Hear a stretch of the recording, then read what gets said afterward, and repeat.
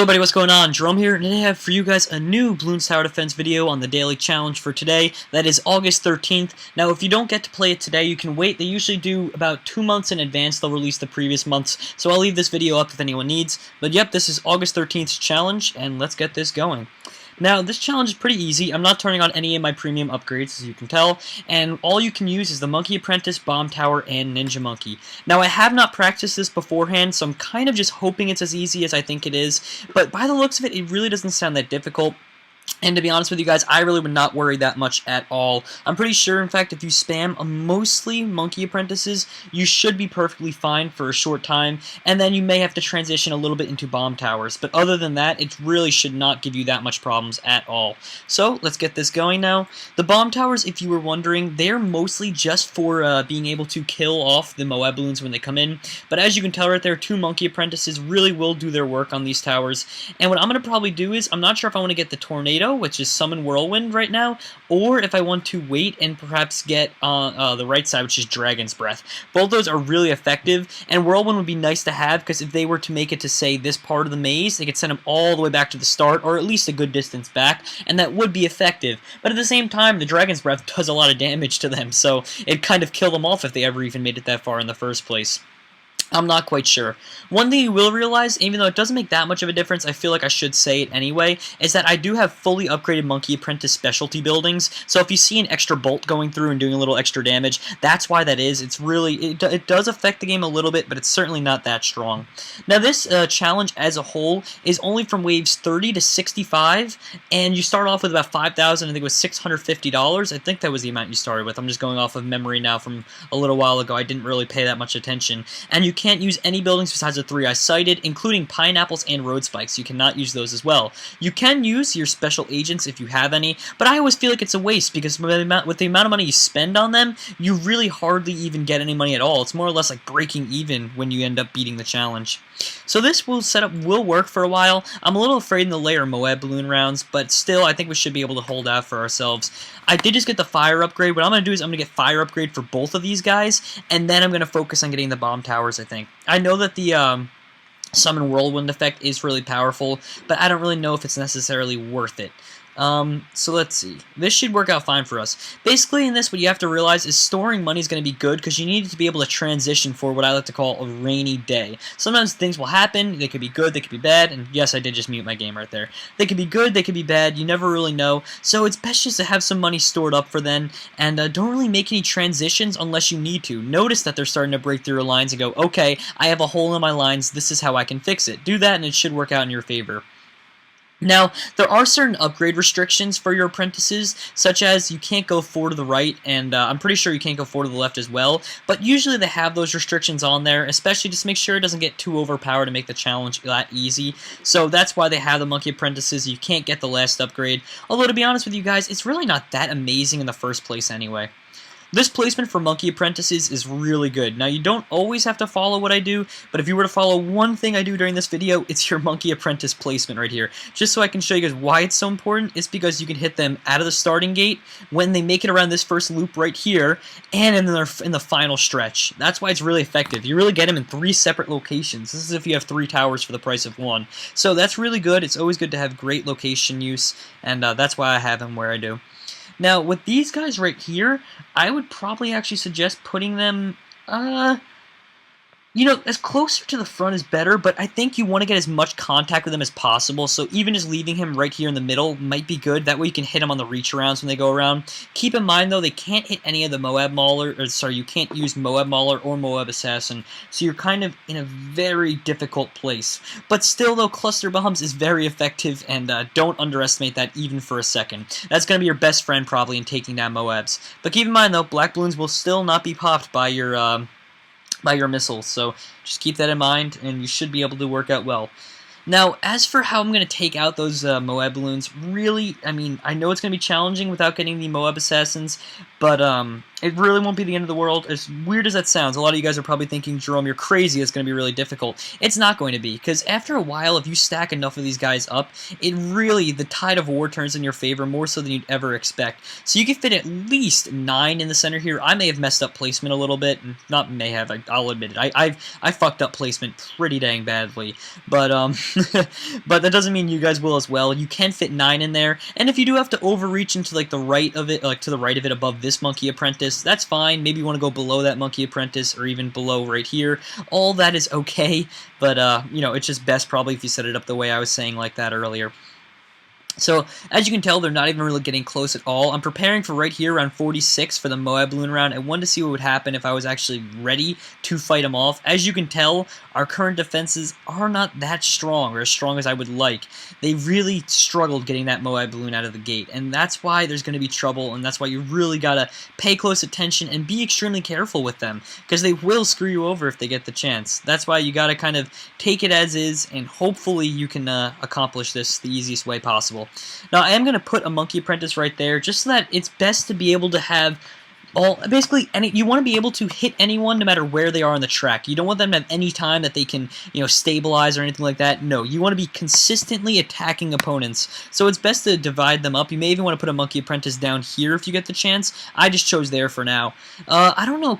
You can fit one here apparently right there, but it won't be able to hit the other side of the maze. So it's up to you where you want to put it. You want to put it at the end. I would probably end up putting it here just because you put it at a crossroads, and that's a good place to have one, but completely optional, obviously. As is everything I say, you never really have to follow everything I do word for word. They're more so just suggestions, but they definitely don't hurt you if you do follow it. Now, one thing I never knew, if whirlwinds will actually affect Moab balloons. If they do, that makes them very powerful, but to be honest, I'm not quite sure. So what I'm going to do is I'm going to make this one a fire upgrade, and then the one down here, I'm thinking about upgrading to whirlwind just to test and see if it'll actually work. I have no clue. Hopefully it doesn't even come to that, you know what I mean? The Moabs will hopefully die out before they even make it to that point. But just in case, you should be prepared. The golden round is going to be next round. That's going to be my big test, see if I fail, because this one has 2 Moab balloons, so let's see how well we are prepared for this. By the looks of it, we're decently prepared, but definitely we're going to struggle in the later 60s rounds unless I can get more of these bomb towers online, which shouldn't be that difficult. As I said before, you can fit a lot of them in there, and as long as you've been storing up money, like I've been telling you guys, you won't find too much trouble. Like that right there, yeah, with that extra bomb tower, it really does make a world of difference, apparently. So I didn't even expect it to make that much of a difference, but that's what you got to realize, is a lot of the times, the little things that you change can make exponential changes, and it can turn out well in your favor. So right there, we might even be able to fit another one in that corner, which would be great for us because, I mean, once again, my poor placement of towers is kind of affecting us pretty badly. It was dumb on my part, but you should still be able to cover. There we go. Yeah, we can fit one up there. And if we're lucky, we can fit one down below in the bottom of left-hand corner of that little box area. Yeah, take a look at that. We're just ravaging all of their Moab balloons that come in our way. Alrighty. Now, the missiles on the right side, surprisingly, they don't usually make that much of a difference. Like, the popping power does get a little stronger, but most of your impact is going to come from the left side. You don't have to upgrade the left first. In fact, I would upgrade the right first just for the increases the range, but it's a little bit of a lesson so you guys can know. I know, I'm sure a lot of you guys already realized that. The missiles themselves, actually, besides the longer range bomb towers, like the missile upgrade, second to the right, is really powerful because you can hit them a lot faster, which means they're faster to get their next one out, and it basically increases their attack rate overall. As well as just the quicker you make contact with an enemy with one of your projectiles, the better for you because you can see its outcome and react to it. So, just, I don't know, that's my own personal thingy right there. Hold on, let's throw in, is there any more room? Wait, wow, I actually found room for one more right there. Fantastic. I was not really expecting to find that added room, but apparently we did, and that should be able to help us out. I'm also going to build another one of these guys right here, just so that I can hit, I think it's just about 4 different locations. And I say 4, I'll explain my reasoning in a second, because, hold on, let me be able to afford a tower so I can use it as like a cursor. Here we go. Because it can hit them right here, which is, well, it can hit them right here, which is 1, hit them right here, which is 2, and it can hit them right here, which is 3. Okay, so I guess it's 3. I miscounted. It can only hit them on 3 different areas. But still, though, 3 areas is a great, it's great to your advantage. So I would highly suggest placing one there, just so you can kind of hit as many targets as possible. As you can tell, the bomb towers are doing their job. Even though you can't get the Moab Assassin or any kind of Moab ability like that, it still will turn out positively. If you find yourself letting any kind of black balloons through or anything like that, that just means that your monkey apprentices aren't strong enough, you need more of them, but by the looks of it, they should be good enough to take them out. I do say that because obviously the missile towers can't hit the black balloons, so you're really only relying on your monkey apprentices to do that job for you. And not that that's bad, it's just there's certainly better ways to go around it than the way I'm teaching you guys right now. Alrighty, so we are fighting them off pretty well. We are just about actually almost at around 60, which is pretty surprising. I thought we'd run into a lot more trouble than this, but hey, I'm not complaining. The easier, the better. That's what I always say. And let's try and get another one right here. Once again, for the try location, you got one going up here, one on the backspin when they make it here, and one down below right here. I know it's kind of hard to see with all the explosions. I'm actually amazed it's not lagging my PC, because with the explosions coupled with me actually recording this, I'm very surprised that it's not doing much more damage. Now here's the big test. The red Moab balloons, will it be able to pop them? It looks like it, but the thing is, once they start spamming in a bunch of them, I don't know if I'm going to be able to react fast enough or have my men take out enough of them. So let's just see. That was kind of like a nice little testing thing, and I'm pretty sure they don't come back till around 65, which means, you know, we'll only see one or two more of them. But we still have to worry about a lot more blue balloons, because in the lower 60s is when you start seeing more blue balloons than ever, and then that's really when the transition just jumps drastically to mostly Moab balloons coming in instead of actual balloons.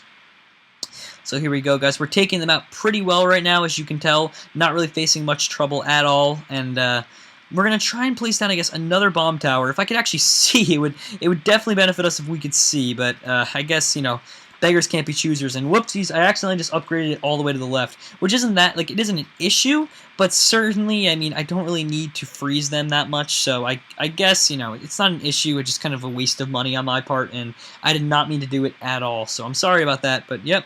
Now here we go, these guys are going to be difficult. Regenerating camo balloons, those are kind of difficult to kill, but as you can tell, the setup we have with our 3 fire monkey apprentices is really, it's probably the best setup you can find in the game. If you even have 2 of them, you're fine. 3 monkey apprentices, though, upgraded like that, you're set for pretty much the whole game. So let's see, we have a little bit of money left over, and at this point, you don't have to be frugal with your money. You can spend it pretty much as you want. You should probably spend it, actually, just to make sure that they don't overwhelm you in one fellow swoop, that's just, like, unexpectedly. You want to try and get everything set up perfectly for this. And we are urging right now onto 64, and then 65 is right behind, which, keep in mind, that's when they send in 2 red Moab balloons, I should say, and when things start to get a little more challenging. So here we go, guys. The famous round 65, and then we're done with this challenge. It really wasn't that bad of a challenge, and this was my first time doing it, so, I mean, and I swear to you that much, like, I didn't practice this at all. This is all just my first run doing it. It seemed kind of easy, so I'm like, you know what, I'll pick this one off real quickly. And I'm glad I actually got it before waiting the 2 months, like, advance to kind of get to this point. Because when you wait that long, things change in the game, and I don't know, it's just, you know, it's nice to be able to do this while it's still, like, relevant, and then have it be irrelevant later on, I guess you could say. So here we go, guys. That's our first red balloon running in right there, and there looks like the one is right behind it. I was talking about how there's going to be 2 of them. Let's hope for the best. Come on. There we go. Pop both the red balloons. Now here come the blue Moab balloons. But by the looks of it, yeah, they could not get through there at all. So anyway, guys, thank you all for watching. Hope you all enjoyed. If you did, be sure to subscribe and check out my other content. And look out for more Bloons Daily Challenge guides in the future. I'll be going through pretty much all of them, and I want you guys to get the upper edge with them when they actually do come out. So thank you guys for watching. Hope you all enjoyed once again, and have a good night.